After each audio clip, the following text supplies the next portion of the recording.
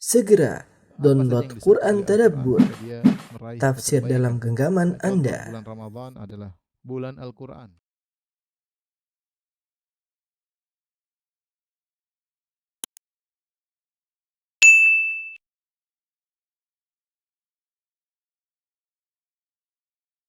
Bismillahirrahmanirrahim. Assalamualaikum warahmatullahi wabarakatuh. Alhamdulillahi ala ihsanihi wa syukru lahu ala taufiqihi wa amtinanihi wa asyhadu an la ilaha illallah wahdahu la syarika lahu ta'ziman li sya'nihi wa asyhadu anna Muhammadan abduhu wa rasuluhu adda ila ridwani. Allahumma salli alaihi wa ala alihi wa ashabihi wa ikhwani. Ikhwan akhwat para jamaah salat tarawih Masjid Solehawa Ceger yang dirahmati Allah Subhanahu wa taala. Kita lanjutkan pembahasan kita. Kita masuk pada ayat ke-32. Pada pertemuan kemarin telah kita sebutkan bagaimana orang-orang kafir menyampaikan syubhat dan dibantah oleh Nabi Nuh alaihissalam dan mematahkan syubhat-syubhat mereka. Setelah mereka tidak mampu atau kalah dalam perdebatan, mereka berkata, qalu ya Nuh qad jadaltana fa aktsarta jidalana fa'tina bima ta'iduna in kunta minas shadiqin. Mereka berkata, wahai Nuh, sungguhnya kamu telah berbantah dengan kami. Terlalu banyak berjidal, berdialog, berbantah-bantah dengan kami. Dan kamu telah memperpanjangkan bantahanmu terhadap kami. Fa'tina bima ta'iduna in kunta minas shadiqin. Maka datangkanlah kepada kami azab yang kamu ancamkan jika kau termasuk orang-orang yang benar. Ayat ini menunjukkan mereka kalah debat, ya. Semua syubhat yang mereka sampaikan dipatahkan oleh Nabi Nuh. Kemudian juga dalil bahwasanya disyariatkan berdebat. Kalau memang ahlul haq bisa membantah ahlul batil menyampaikan syubhat, maka dianjurkan untuk mendebat syubhat tersebut, mematahkannya dengan hujah-hujah yang syar'i maupun hujah-hujah yang aqliyah yang sepadan dengan dalil syar'i. Jadi diperbolehkan seperti firman Allah Subhanahu wa taala, wala tujadilu ahlal kitabi illa billati hi ahsan ila alladziina zalamu minhum. Janganlah berdebat dengan ahlul kitab kecuali dengan cara yang baik. Menunjukkan bahwasanya debat dengan ahlul batil diperbolehkan selama ahlul haq memiliki dalil yang kuat. Sebagaimana perdebatan yang terjadi antara Ibnu Abbas dengan orang-orang Khawarij, sebagaimana pernah kita sampaikan. Ibnu Abbas datang untuk mendebat mereka, sehingga dari 6.000 orang-orang Khawarij 2.000 sadar dan balik bergabung dengan kubu Ali bin Abi Thalib, sehingga sisanya 4.000 diperangi oleh Ali bin Abi Thalib radhiyallahu taala anhu. Dan buku-buku banyak sekali para ulama bagaimana mereka mendebat dengan tulisan. Di antara contoh nyata Ibnu Taimiyah rahimahullahu taala, hampir seluruh buku-bukunya adalah bantahan terhadap ahlul batil. Hampir seluruh bukunya baik bantahan terhadap Nasara dalam kitabnya Al-Jawabus Sahih liman baddala dinal Masih, bantahan terhadap orang yang merubah agama Isa Al-Masih. Demikian juga bantahan terhadap orang-orang menakwil sifat, bantahan terhadap orang-orang yang menyerukan boleh meminta kepada Nabi meskipun sudah meninggal dunia, ya. Dan bantahan terhadap ahli mantiq, rad alal mantiqiyin. Dan Ibn Taimiyah rahimahullah taala, buku beliau banyak berisi bantahan, dan sampai sekarang para ulama terus membantah ahlul batil. Oleh karenanya kalau tidak ada yang bantah, sebagaimana perkataan salah seorang ulama salaf, idza sakatta anta wa sakattu ana, kalau kamu diam saya juga diam, kemudian bagaimana diketahui kebenaran dari kebatilan? Kalau tidak ada yang ngomong, tidak ada yang bantah, terus bagaimana orang tahu mana yang benar, mana yang batil? Maka harus ada yang berbicara, yang membantah kebatilan yang tersebar. Taib Nabi Nuh alaihissalam membantah syubhat-syubhat tersebut. Kemudian mereka sudah kalah debat, mereka mengatakan, ya sudah kalau begitu enggak usah banyak omong wahai Nuh. Fa'tina bima ta'iduna in kunta minas shadiqin. Datangkanlah kepada kami apa yang kau janjikan kepada kami berupa azab, ya. Ada yang mengatakan maksudnya adalah azab hari kiamat yang disebutkan di awal ayat ini, akhafu alaikum adzab yaumin alim. Aku khawatir kalian ditimpa dengan azab yang pedih, ya. Maksudnya mana azab yang kau bilang hari kiamat akan ada azab? Datangkan sekarang aja, enggak usah ditunda-tunda. Ya. Atau azab duniawi yang kau ancam dalam pendapat yang lain, ya. In kunta minas shadiqin, kalau kau benar-benar orang yang jujur. Dua tafsiran. Kalau kau benar-benar seorang rasul utusan Allah, datangkan azab tersebut. Atau kalau kau benar-benar pernyataanmu benar bahwasanya akan ada azab kalau kami tidak beriman kepadamu akan datang azab, datangkan azab tersebut. Kalau kau memang benar. Maka Nabi Nuh menjawab mereka, qala innama ya'tikum bihillahu insya'a. Kata Nabi Nuh alaihissalam, hanyalah Allah yang akan mendatangkan azab itu kepada kalian insya'a, jika Allah berkehendak. Azab itu akan datang cepat atau lambat, tetapi Allah menundanya sesuai dengan hikmah yang Allah kehendaki. Tapi akan datang cepat atau lambat, dan itu di luar daripada kemampuanku. Masalah azab bukan urusanku. Masalah azab adalah urusan Al-Khaliq, urusan Allah Subhanahu wa taala. Wa ma antum bimu'jizin. Kalau sudah datang azab tersebut, kalian tidak akan bisa melepaskan diri. Kalian tidak akan bisa menghadang azab tersebut. Kalian tidak akan bisa lolos dari azab tersebut. Karena yang menurunkan azab tersebut adalah Sang Pencipta alam semesta, Pencipta kalian, semuanya tunduk di bawah perintahnya. Wala yanfa'ukum nushi in aradtu an ansaha lakum in kana Allahu yuridu ayyughiyakum. Nabi Nuh berkata, dan tidaklah bermanfaat bagi kalian nasihatku kepada kalian. In aradtu an ansaha lakum, meskipun aku ingin menasihati kalian, in kana Allahu yuridu ayyughiyakum, kalau ternyata Allah ingin menyesatkan kalian, huwa rabbukum wa ilaihi turja'un, dan Allah adalah Tuhan kalian dan kepadanya lah kalian akan dikembalikan. Nasihat secara makna adalah tahari qaulin afdal, tahari qaulin aw fi'lin fihi salah, yaitu seorang berusaha memilih kata-kata atau perbuatan yang baik bagi orang yang dinasihati. Ada yang mengatakan nasihat maksudnya adalah i'lamu mawaqi'i al-ghayyi liyuttaqa wa mawadhi'ir rusdi liyuktafa. Namanya nasihat adalah menjelaskan kepada orang dinasihati perkara-perkara yang baik agar dia jalankan, dan memperingatkan terhadap perkara-perkara yang buruk agar dia jauhi. Jadi namanya nasihat itu kita ingin berbuat baik kepada orang yang kita nasihati. Ya, adik katakan nasahtul asal. Aku menasihati madu, maksudnya aku membersihkan kotoran-kotoran dari madu tersebut. Nasahtu as-saub dalam bahasa Arab, aku menasihati baju, maksudnya aku menjahitnya. Dari yang robek-robek aku rajut kembali. Intinya aku melakukan perbaikan. Jadi kalau dalam bahasa Arab dikatakan saya menasihati kamu, artinya saya ingin yang terbaik bagi kamu. Saya yang terbaik bagi kamu. Apakah dengan menjelaskan kebaikan-kebaikan agar kau jalankan, atau menjelaskan keburukan agar kau menjauhinya? Intinya saya ingin kebaikan bagimu. Kata Nabi Nuh, percuma nasihatku kepada kalian. In aradtu an ansaha lakum, meskipun aku ingin menasihati kalian. Percuma kalau apa?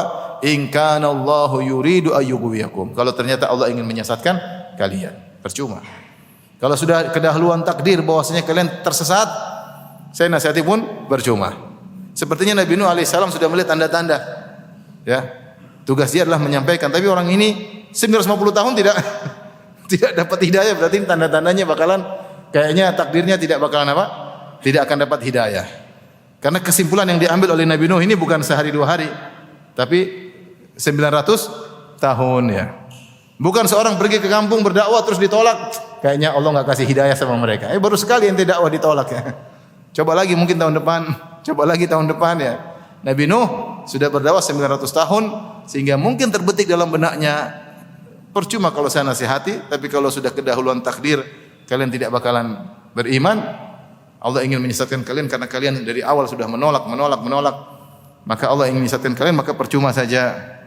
Huwa rabbukum, dan Allah adalah Tuhan kalian, wa ilaihi turja'un, dan kepadanya lah kalian akan dikembalikan.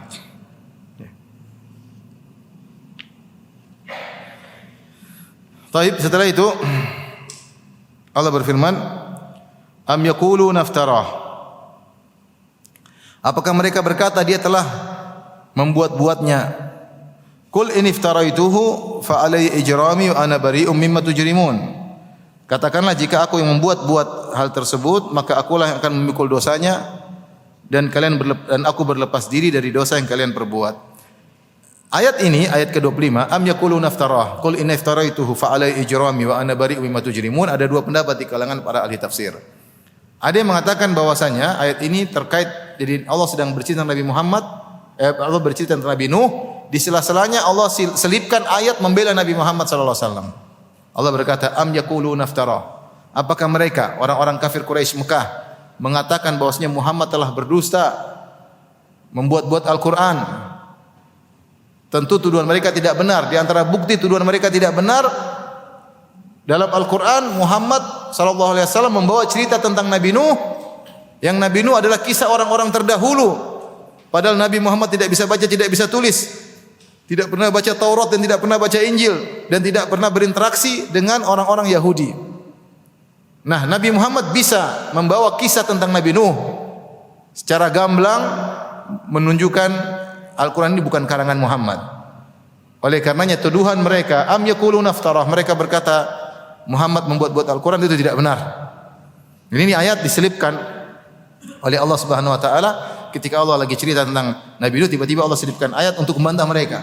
Ini metode Al-Quran, terkadang-kadang dilarikan sebentar balik lagi. Qul in iftaraitu, katakanlah jika aku telah yang mengarang Al-Quran, fa alayya ijrami, maka dosanya akan aku tanggung, wa ana bari'u mimma tujrimun, dan aku berlepas diri dari dosa kalian, ya.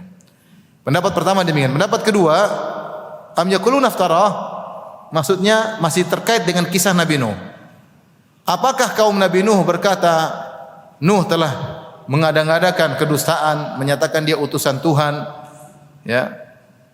Qul in iftaraitu, katakanlah wahai Nuh, jika aku mengada-ngadakan aku berdusta atas nama Tuhan, fa alayya ijrami, maka aku yang menanggung dosanya, wa ana bari'u mimma tujrimun, dan aku berlepas diri dari dosa-dosa kalian. Ini dua pendapat di kalangan para ahli tafsir. Seperti ketika Allah Subhanahu wa taala bercerita tentang Nabi Lut, ya.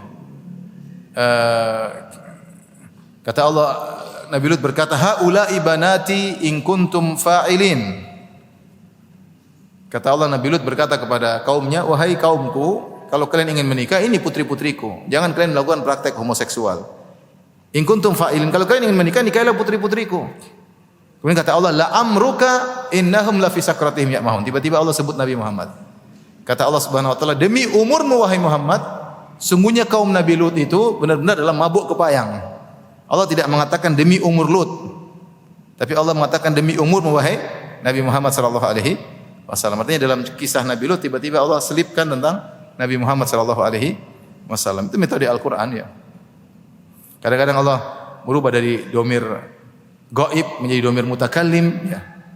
Namanya dalam istilah Al-Qur'an namanya iltifat, yaitu ada perubahan. Ini bisa orang tadinya kurang konsen bisa jadi konsen. Salah satu metode dalam Al-Qur'an. Baik.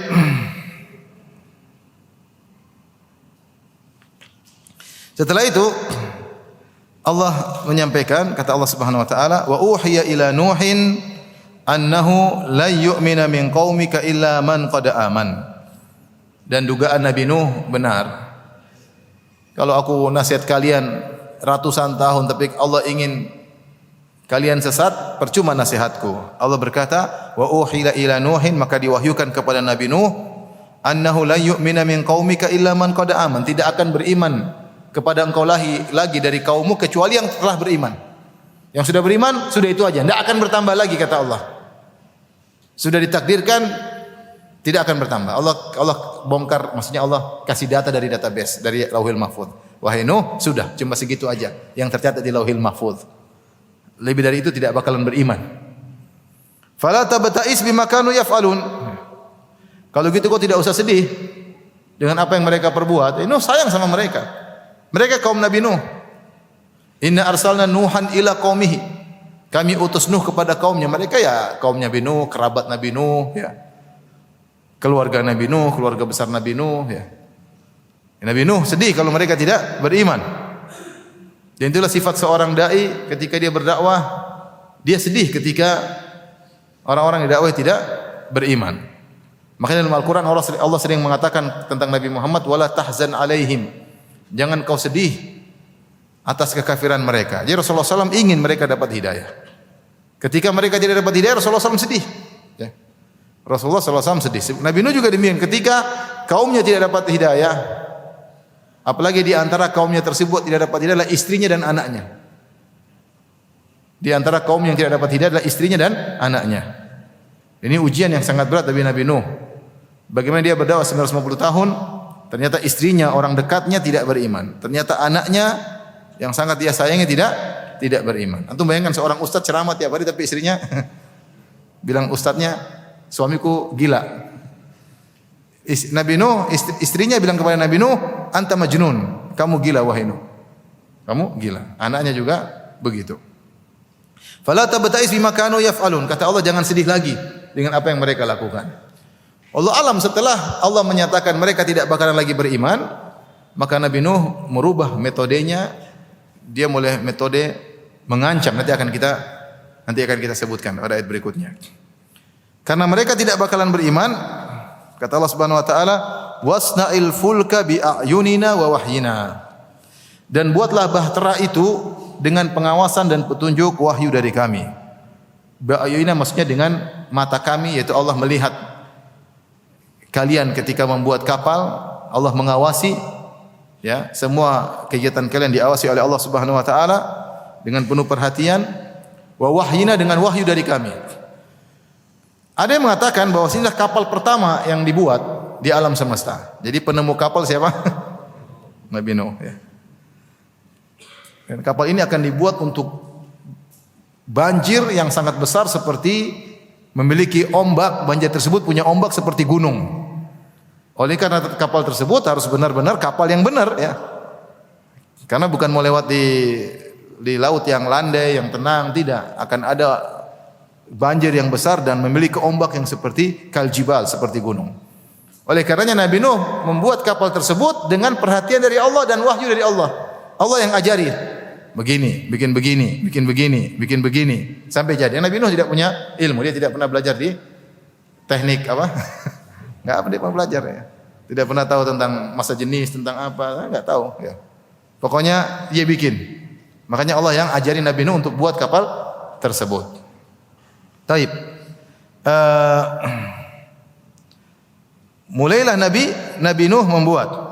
Kata Allah, wala tukhatibni fil ladzina zalamu. Ya, kata Allah Subhanahu wa taala, dan janganlah kamu bicarakan kepada aku tentang orang-orang yang zalim itu. Jangan kau bela-bela mereka lagi. Jangan diskusi lagi denganku tentang mereka. Innahum mughraqun, mereka akan tenggelam.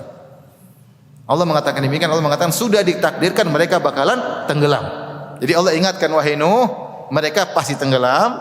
Kalau mereka sudah tenggelam, jangan bicara kepadaku tentang mereka. Ya, Allah sudah ingatkan, karena Nabi Nuh nanti bicara tentang anaknya. Anak saya tenggelam, ya Allah, anak saya, karena sayangnya kepada anaknya. Tapi Allah ingatkan sebelumnya. Wala tukhatibni fil ladzina zalamu innahum mughraqun. Jangan kau bicarakan kepadaku tentang orang-orang yang zalim tersebut, pelaku syirik, ya. Mereka zalimnya bukan apa-apa, mereka zalimnya karena melakukan kesyirikan. Ya, tidak disebutkan kaum Nabi Nuh melakukan pembunuhan, perampokan, tidak. Yang kesalahan yang mereka lakukan cuma syirik. Mereka beribadah kepada selain Allah. Dan inna syirka la zulmun azim. Sungguhnya kesyirikan adalah kezaliman yang paling besar. Karena namanya kezaliman itu meletakkan suatu tidak pada tempatnya. Namanya orang musyrik itu melakukan suatu perbuatan yang tidak pada tempatnya.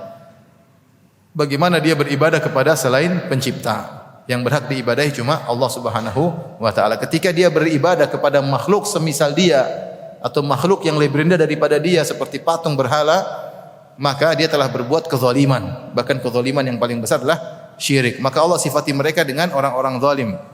Ya, kata Allah, wala tukhatibni fil ladzina zalamu, jangan berbicara kepadaku tentang orang-orang zalim tersebut, innahum mughraqun, mereka bakalan tenggelam. Mulailah Nabi Nuh mengerjakan perintah Allah Subhanahu wa taala.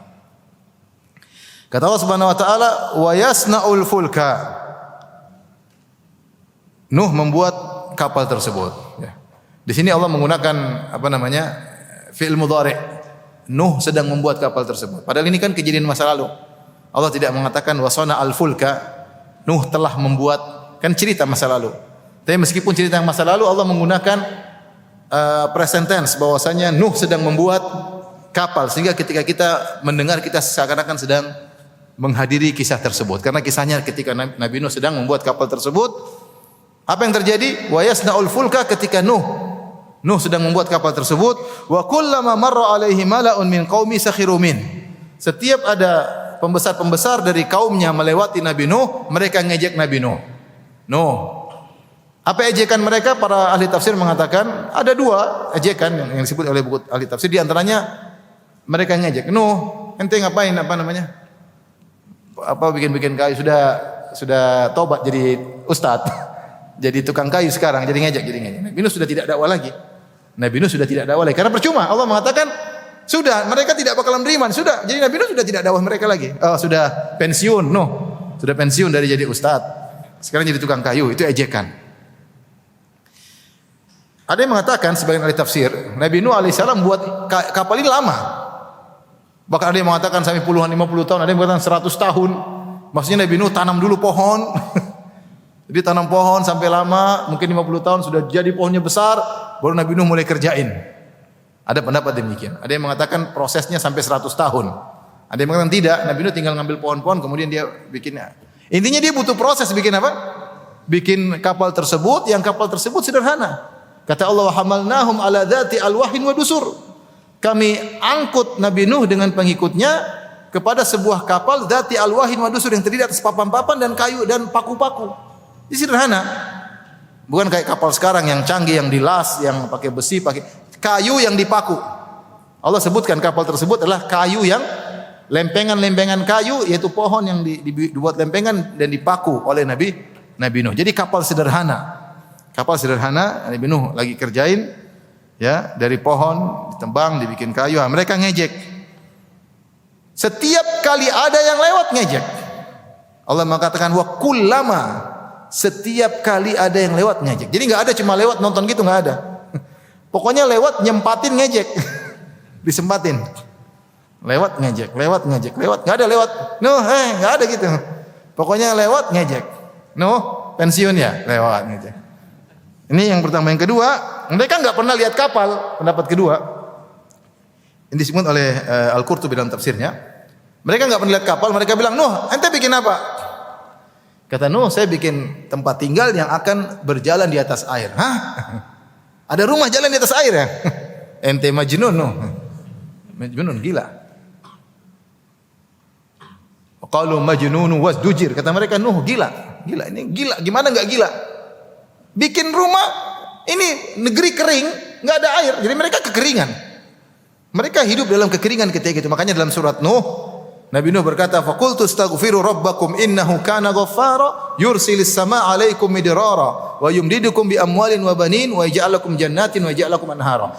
Kelihatannya ketika itu mereka hidup dalam kondisi kekeringan. Makanya Nabi Nuh berkata, "Aku berkata kepada mereka, ya Allah, beristighfarlah kepada Rabb kalian. Kalau kalian beristighfar, niscaya Allah akan turunkan hujan yang deras, yang berkah.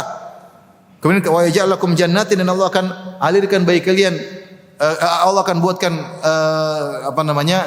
kebun-kebun, wa yaj'alakum anhara, dan Allah akan alirkan sungai-sungai." Jadi artinya di situ ketika itu sungai lagi kering, kebun-kebun lagi layu, hujan tidak turun,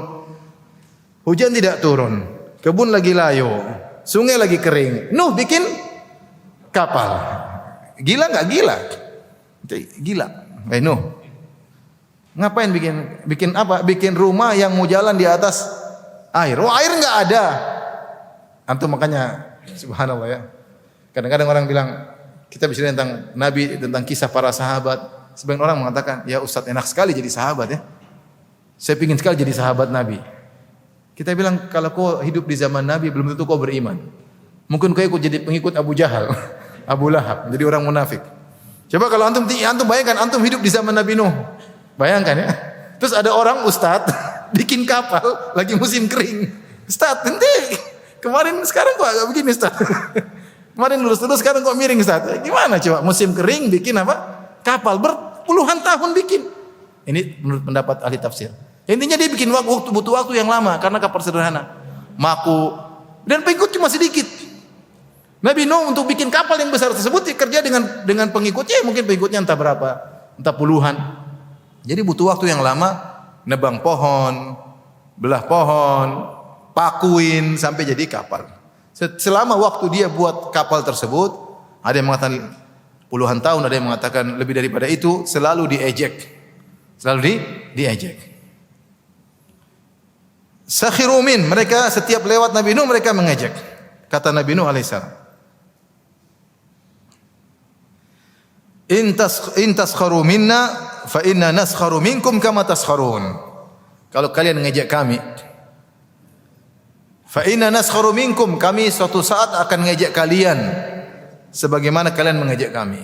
Di sini Nabi Nuh menggunakan kata kami. Fa inna, kami, artinya Nabi Nuh mengatakan aku dan pengikutku, menunjukkan pengikut Nabi Nuh tegar imannya.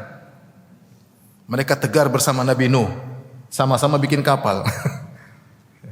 Menunjukkan iman mereka apa? Kuat. Meskipun diejek tiap hari. Ini berat ujiannya. Tiap hari diejek bertahun-tahun. Tapi pengikutnya sabar. Nabi Nuh mengatakan suatu saat kami akan mengejek kalian sebagaimana kalian mengejek kami. Dan itu tidak mengapa, balas ejekan dengan ejekan. Seperti firman Allah Subhanahu wa taala, wa jazaa'u sayyi'atin sayyi'atun misluha. Balasan keburukan adalah keburukan yang semisalnya. Ya. Seperti Allah bercerita tentang orang-orang munafik, ya. Wa idza laqul ladzina amanu qalu amanna wa idza khalau ila syayatinihim qalu inna ma'akum innama nahnu mustahzi'un Allahu yastahzi'u bihim. Orang-orang munafik itu kalau ketemu dengan orang-orang beriman, mereka bilang, kita juga beriman seperti kalian. Tapi kalau ketemu dengan teman-temannya sesama setan, mereka bilang, kami cuma ngejek apa?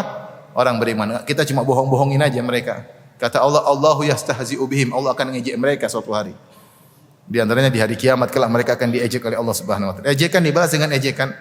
Kalau pada tempatnya, maka itu bukan suatu celaan.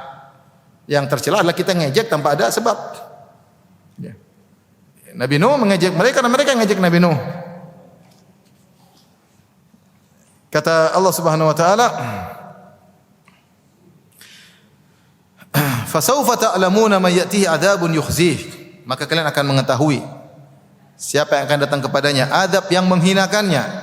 Wa yahillu 'alaihi 'adzabun muqim, dan dia akan ditimpa dengan azab yang abadi. Nabi Nuh sekarang tidak lagi dengan kata-kata lembut, tapi Nabi Nuh mulai tegas kepada mereka. Kalian ngejek, nanti kita ngejek kalian juga. Sebelumnya Nabi Nuh enggak pernah begitu. Kenapa tadi? Karena Allah sudah pastikan mereka tidak bakalan beriman. Sudah didakwahi, sudah enggak usah. Mereka ngejek, balas ejekan mereka, bahkan ngancam. Ya, kata Nabi Nuh, "Fasawfa ta'lamun man ya'ti adzabu yukhzih." Kalian akan tahu siapa akan ditimpa dengan adab yang menghinakan, itu adab dunia. Wa yahillu 'alaihi adzabun muqim, dan akan ditimpa dengan adab yang kekal, maksudnya adab akhirat. Ketika itu Nabi Nuh mengancam mereka dengan dua adab, adab dunia dan adab akhirat. Adab dunia maksudnya adalah banjir, adab akhirat adalah neraka jahanam kekal selama-lamanya.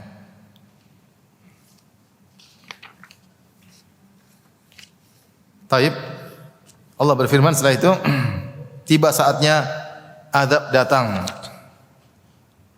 Kata Allah Subhanahu wa taala, hatta idza jaa amruna wa farat an-nur, hingga apabila perintah kami telah datang, itu tiba saatnya sekian, ada yang setelah sekian 20 tahun, ada yang setelah 100 tahun. Intinya setelah kapal sudah jadi semuanya lengkap, tiba saatnya mereka diazab.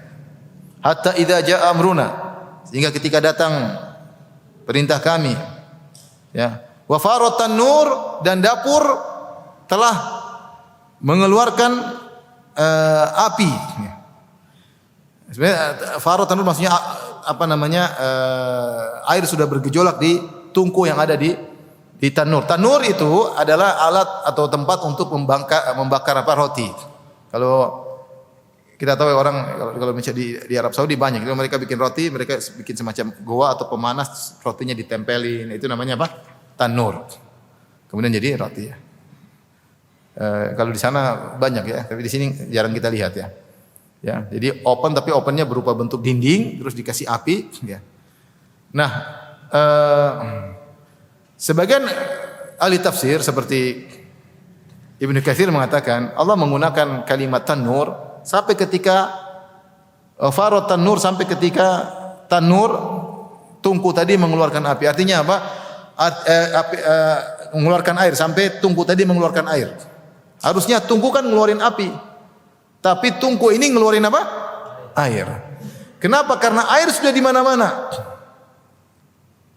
Dalam surat Al-Qamar kata Allah, "Wa fajjarnal arda uyunan." Kami keluarkan air dari bumi sehingga seluruh bumi menjadi mata air. Allah tidak mengatakan kami keluarkan air dari mata air. Mata air yang ada tadinya kering keluar air, tidak. Tapi Allah mengatakan wa fajjarnal arda uyunan, kami jadikan bumi seluruhnya mata air. Jadi air keluar dari mana? Semua jadi mata air. Sampai mata air di mana-mana, sampai tungku yang harusnya ngeluarin api juga ngeluarin apa? Air. Itu masih saking parahnya. Ya. Allah turunkan air dari langit, Allah keluarkan air dari tanah. Ya. Fa fatahna abwaabas samaa'i bima'in munhamir. Kata Allah, kami bukakan pintu-pintu langit, maka langit mengeluarkan hujan yang deras banget, jadi kayak muntahin air dari langit. Wa fajjarnal arda uyunan, dan bumi juga demikian, semua jadi mata air, keluar air. Deras dari atas dari bawah. Faltaqal ma'u, maka bertemulah air langit dengan air tanah. Ala amrin qad qudir, sesuai dengan perkara yang telah ditakdirkan oleh Allah Subhanahu wa taala.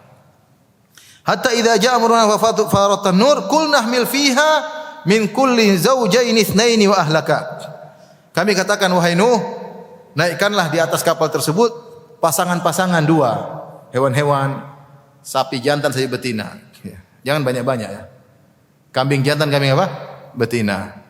Ayam jantan sama ayam betina. Semua hewan-hewan yang pasang-pasangan suruh naikkan. Ya.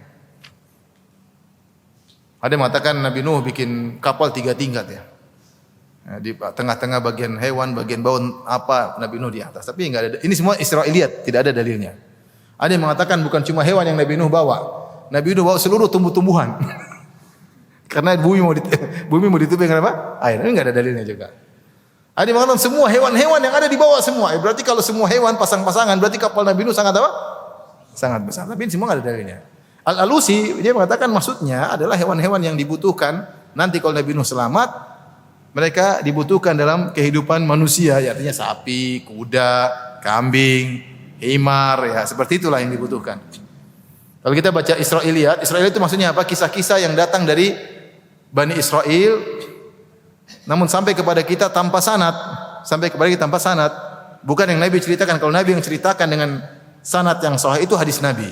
Nabi cerita tentang kisah Bani Israel. Kalau Nabi yang cerita itu namanya hadis Nabi dan itu sahih. Kalau sanadnya sahih. Tapi kalau kisah Israel itu adalah cerita-cerita yang tersebar oleh orang-orang Yahudi. Jadi kan ketika Islam tersebar, para sahabat berinteraksi dengan orang-orang Yahudi. Ada di antara mereka masuk Islam, ada yang tidak. Dan mereka punya banyak cerita dari nenek moyang mereka. Dan cerita-cerita ini tersebar dalam buku-buku tafsir. Jadi mengatakan Nabi Nuh naik pasang-pasangan, terus ternyata hewan pada beol semua. Aduh, Nuh ini Nabi Nuh. Hewan beol semua ini bagaimana nih? Akhirnya Allah rubah rubah gajah, ekor gajah jadi babi. Ada babi hidup jadi tukang makan apa? Babi tukang makan apa? Kotoran hewan. Terus yang makan kotorannya babi? Babi sendiri ya. Jadi asal muasal terciptanya babi menurut Israiliyat dari kisah Nabi Nuh. Dulu babi enggak ada. Ketika naik kapal terus banyak kotoran, akhirnya ini gimana bau, ya udah ciptakan babi untuk makan apa? Kotoran. Dan babi begitu, dia makan kotoran dan dia makan kotoran dia sendiri. Ya dia makan kotoran dia sendiri ya. Subhanallah ya. Hewan menakjubkan. Cuma ada teman tanya, "Ustaz, dia jual hewan." Terus ada anak buahnya bilang, "Bos, mau untung banyak dan caranya kita jualan babi, Bos." Bos enggak usah bingung cara kasih makan. Kita ngambil sampah-sampah tinggal kasih apa? Babi. Sudah enggak usah bikin pakan-pakan ini. Pokoknya ambil sampah, kasih babi, udah tinggal jual. Jadi babi memang gitu, dia makan apa? Kotoran. Ada lagi yang mengatakan waktu itu ada tikus banyak, kemudian dia mulai gigit tali-tali di kapal. Orang-orang terganggu, bahaya ini nanti layarnya apa segala. Akhirnya singa bersin. Ketika bersin keluar kucing. Ini semua Israiliyat. Kalau kita baca Israiliyat itu banyak yang aneh-aneh dan ini tidak ada dalilnya. Ya. Yang jelas Allah hanya cerita bahwa Nabi Nuh naik kapal dan dia bawa berpasang-pasang hewan. Allah alam maksudnya berpasang-pasang hewan yang dibutuhkan oleh Nabi Nuh untuk kehidupan mereka nanti dalam ketika mereka selamat dari banjir tersebut. Qul nahmil fiha min kullin zawjayn itsnain, bawalah pasang-pasangan, wa ahlaka, dan bawa keluargamu. Istrimu, anak-anakmu bawa. Nabi Nuh alaihissalam punya anak 4. Sam, Ham, Yafith dan Yam. 4. Siapa? Sam, Ham, Yafith dan Yam. Kalau Sam Abul Arab, semua orang Arab, Bani Israel keturunan Sam. Kemudian kalau Ham, mereka mengatakan Abu Sud, orang-orang berkulit hitam, berkulit gelap, semuanya keturunan Ham. Adapun Yafith, semua Turki dan Ya'juj dan Ma'juj dan orang-orang Cina, orang Indonesia, semuanya keturunan apa? Yafith. Jadi semua manusia di atas muka bumi ini semua keturunan anak Nabi Nuh. Makanya Nabi Nuh diberi gelar dengan Abul Bashar Ats-Tsani, nenek moyang yang kedua. Karena semua manusia wafat ketika itu. Yang tersisa cuma Nabi Nuh dan anak-anaknya. Nah, ada anaknya yang kafir namanya Yam atau disebut dengan Kan'an. Ada yang mengatakan Kan'an namanya, Yam adalah gelarnya. Atau sebaliknya, Yam adalah namanya, Kan'an adalah gelarnya. Nah, menurut sebagian ahli tafsir, Nabi Nuh istrinya 2. Istri yang soleha punya anak 3, Ham, Sam, sama Yafith. Adapun istri yang kafirah, katanya namanya Wa'ilah, itulah yang punya anak namanya Yam. Kata Allah, wa ahlaka, bawa keluargamu, illa man sabaqa alaihil qawlu wa man aman. Kecuali yang sudah ditetapkan bahwa dia tidak beriman, enggak usah diajak. Sehingga istrinya yang kafir, yang kafirah, dan anaknya Yam atau Kan'an tidak diajak. Yang diajak cuma yang beriman. Jadi Nabi Nuh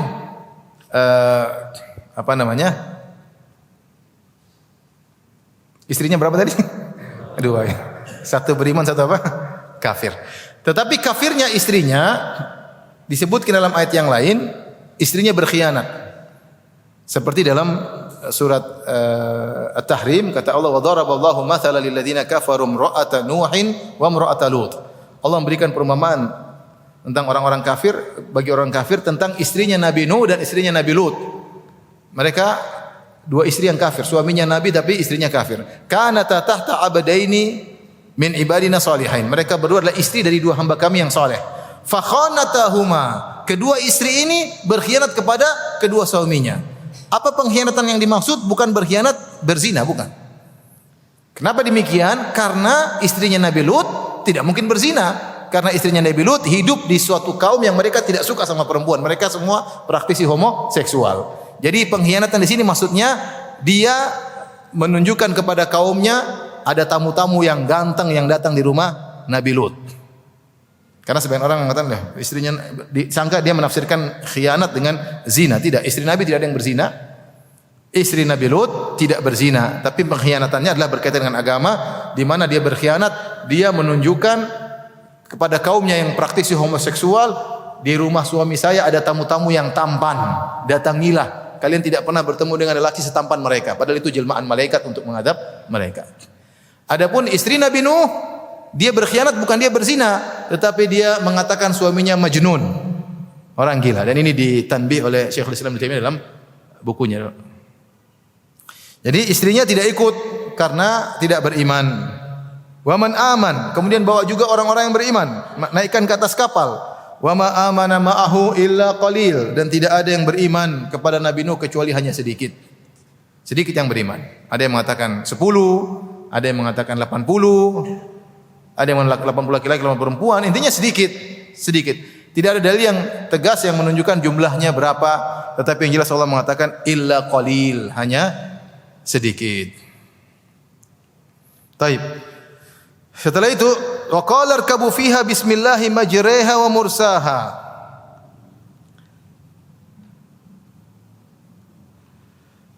Wa qala Nabi Nuh berkata, irkabu fiha, naiklah kalian di atas kapal tersebut. Bismillahi, dengan mengucapkan bismillah, dengan menyebut nama Allah. Majreha wa mursaha, majroha wa mursaha. Majroha maksudnya pertama kali berlabuh, mursaha tatkala bersandar. Jadi sebutlah nama Allah ketika sedang berlabuh dan ketika bersandar. Karena dengan menyebut nama Allah kalian akan dapat keberkahan. Dijadikan oleh para ulama setiap kita berbuat hendaknya kita menyebut nama Allah. Minimal kita bilang apa? Bismillah. Kalau perbuatan tersebut ada doa khususnya, ucapkan doa khusus tersebut. Kalau kita tidak tahu atau kita lupa, minimal kita bilang apa? Bismillah. Datang dalam hadis yang diperselisihkan oleh para ulama, kullu amrin dzibalin la yubda bil basmalah fahuwa abtar.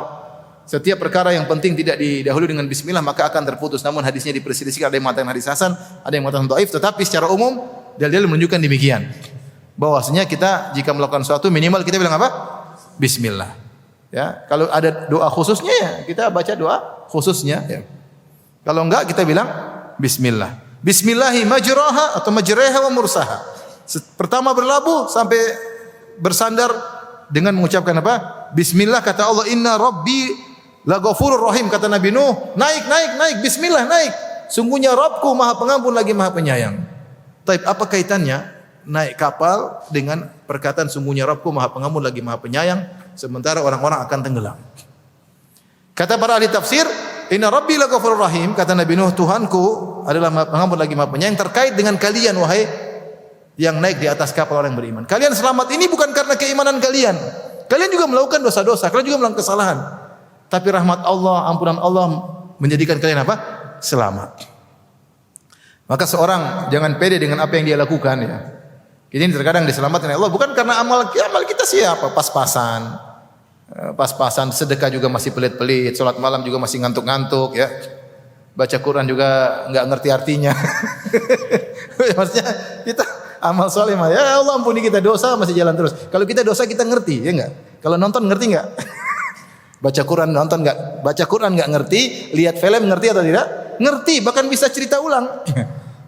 Tapi Allah Maha Pengampun lagi Maha Penyayang. Jadi Nabi Nuh ingin menjelaskan naik, insyaallah kita selamat karena Tuhan kita Maha Pengampun lagi Maha Penyayang. Kalian selamat bukan karena amal soleh kalian juga punya kesalahan-kesalahan.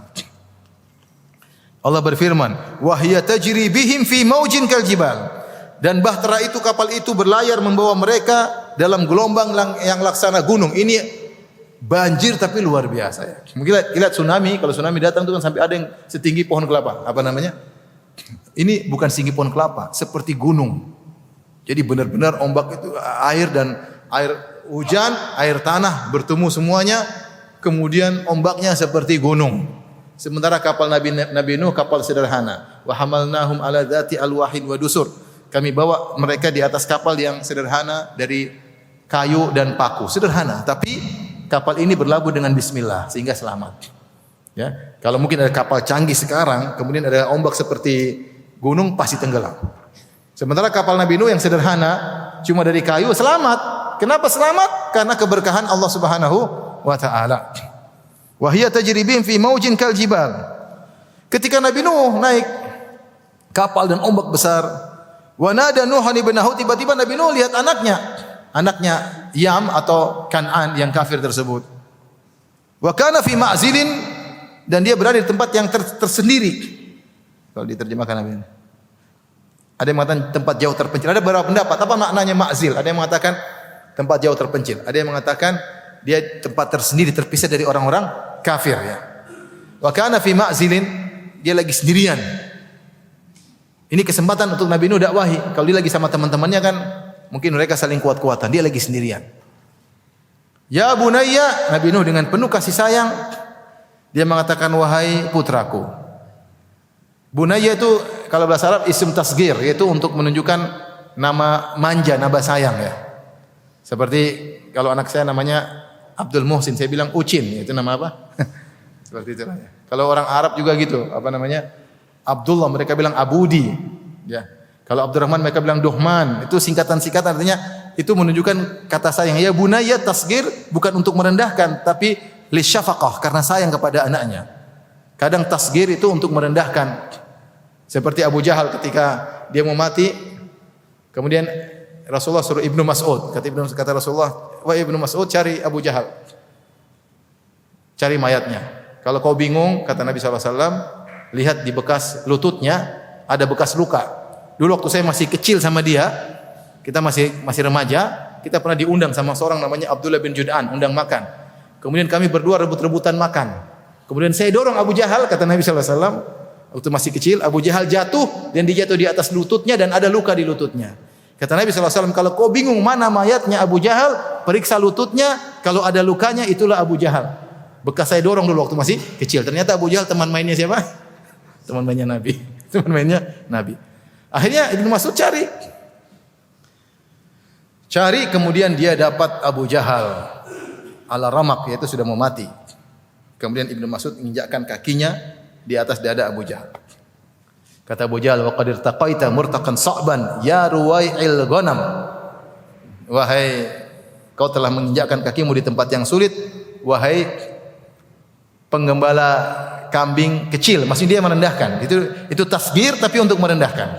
Ya, wahai apa nih istilahnya? Penggembala kambing yang apa nih?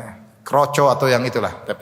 Tapi beda dengan ketika Nabi Nuh manggil anaknya, ya bunayya, tasghir tersebut untuk syafaqah, bukan untuk penghinaan. Jadi dia sayang sama anaknya, dia mengatakan, wahai putraku. Dia enggak bilang, kan Nabi bilang apa? Dikasih tahu ratusan tahun, mati, mampus lu. Enggak, dia tetap dia mengatakan, ya bunayya, wahai putraku, irkam ma'ana. Bahkan Nabi Nuh, udah kamu naik aja dulu, nanti belakangan kita bicara. Naik aja dulu, irkam ma'ana, naik dulu. Wala takum ma'al kafirin, jangan kau sama mereka orang-orang kafir. Nabi Nuh tetap ngajak anaknya dengan penuh kasih sayang. Dan dia sangat sayang kepada anaknya meskipun anaknya kafir. Dan ini ujian berat bagi Nabi Nuh. Bagaimana memiliki seorang anak yang kafir kepadanya. Ya bunayya arkam ma'ana wala takum ma'al kafirin. Jangan kau termasuk orang-orang kafir. Sudah naik aja dulu. Anaknya ngeyel. Qala sa'awi ila jabali ya'simuni minal ma'. Dia tidak bilang wahai ayahanda, enggak ada ayahanda. Enggak ada bilang bapak. Saya akan pergi, dengan sombongnya dia mengatakan saya akan pergi ke gunung yang akan menyelamatkan aku dari banjir ini. Jadi di tengah kondisi yang berat seperti itu, dia masih mendustakan bapaknya. Sudah ada azab, dia masih enggak percaya. Azab itu datang dengan dahsyat karena seluruh air keluar dari atas bawah. Tapi namanya hati kalau sudah tertutup, meskipun yang manggil bapaknya, dia enggak peduli. Dia bahkan ngeyel. Saya akan pergi ke puncak gunung. Disebutkan dalam sebagian riwayat dalam Israiliyat dia naik kuda. Tenang sebentar lagi sampai puncak gunung. Dia lupa bahwasanya gunung pun tenggelam oleh apa? Air. Saya akan pergi. Nabi Nuh ngomong. Kata Nabi Nuh nasihati. Qala la asimal yauma min amrillah illa man rahim. Tidak ada yang bisa menyelamatkan dari perkara Allah dari banjir ini illa man rahim, maksudnya illa rahim. Kecuali zat yang merahmati. Kecuali Allah maksudnya. La asima illa Allah. La asima min amrillah illa man rahim, yaitu alladzi yarham. Tidak ada yang bisa menyelamatkan kecuali yang merahmati, itu Allah Subhanahu wa taala. Ada sebagian ahli tafsir mengatakan la ma'suma illa al-marhum. Tidak ada yang diselamatkan kecuali yang dirahmati oleh Allah. Tapi tafsir yang lebih tepat Allah alam bisawab, la asima min amrillah illa man rahim, ai illa rahim. Yang tahu bahasa Arab insya Allah ngerti, yang tidak tahu ya mohon maaf ya. Tidak ada yang menyelamatkan. Artinya Nabi Nuh mengatakan gunung tidak bisa menyelamatkan. Kudamu yang bawa kamu ke gunung tidak bisa selamatkan. Ketika dia lagi ngobrol ingatkan anaknya, tidak langsung tiba-tiba wahala bainahumal mauju, tahu-tahu ada ombak seperti gunung bainahumal mauju yang menutupi antara mereka berdua, fakana minal mughraqin, tenggelam, selesai. Ada yang mengatakan ombak antara Nabi Nuh dengan anaknya. Wahala bainahuma ai wahala, maka menghalangilah antara Nuh dan anaknya al-mauj, ada ombak besar, fakana minal mughraqin, maka dia pun tenggelam. Ada yang mengatakan wahala bainahuma, yaitu antara dia dengan gunung, dia mau menuju ke gunung tiba-tiba ada ombak membuat dia tenggelam. Nabi Nuh lihat ombak tersebut apa? Ngantem anaknya, kemudian apa? Tenggelam. Dia menuju gunung padahal ombak datang dari apa? Dari gunung. Matilah dia. Setelah itu kata Allah Subhanahu wa taala, dan ini perkara yang ujian bagi Nabi Nuh, pengen dilihat anaknya meninggal di hadapan dia ya. Anak yang dia sayang, meskipun kafir dia sayang. Ya, makanya kasih orang tua tidak ada putusnya. Anaknya kafir dia tetap aja anaknya tetap ada kasih sayang. Wa qila ya ardu bala'i ma'aki. Dan difirmankan, wahai bumi telanlah airmu. Ibla'i. Jadi Allah menggunakan kata bala. Bala itu menelan. Menelan. Wahai bumi telanlah air tersebut. Sebagian ahli tafsir mengatakan air tersebut tidak turun pelan-pelan tapi langsung cepat. Seperti orang menelan makanan. Beda kalau surut lah, surut kan pelan-pelan surut. Nah, tapi Allah menggunakan kata bala seperti ditelan. Jadi airnya turun juga dengan apa? Dengan cepat. Seperti menelan. Menelan air. Ya. Ya ardu bala'i ma'aki, wahai bumi telanlah airmu. Karena air keluar dari bumi. Wa ya sama'u aqli, dan langit berhentilah dari menurunkan hujan, berhenti. Wa qidal ma, maka air pun surut. Wa qudiyal amr, dan perintah pun telah diselesaikan. Wastawat alal judi, maka kapal tersebut pun bersandar di sebuah gunung namanya Gunung Al-Judi. Di mana gunung ini? Wallahu alam bisawab. Ada yang mengatakan di negeri Syam, ada yang mengatakan di Turki, ada yang mengatakan mungkin di Afrika, di India, wallahu alam bisawab. Enggak tahu di mana gunung ini. Wastawat alal judi, tapi kapal tersebut berlabuh bersandar di sebuah gunung namanya Al-Judi. Kemudian kata Allah Subhanahu wa taala, wa qila bu'dan lil qaumidz zalimin, maka kejauhan ya, atau binasalah orang-orang yang zalim. Wa bu'dan, yaitu jauhlah mereka dari rahmat Allah, lil qaumidz zalimin, bagi orang-orang yang zalim. Dalam ayat yang lain Allah mengatakan ya, dalam surat Nuh ya,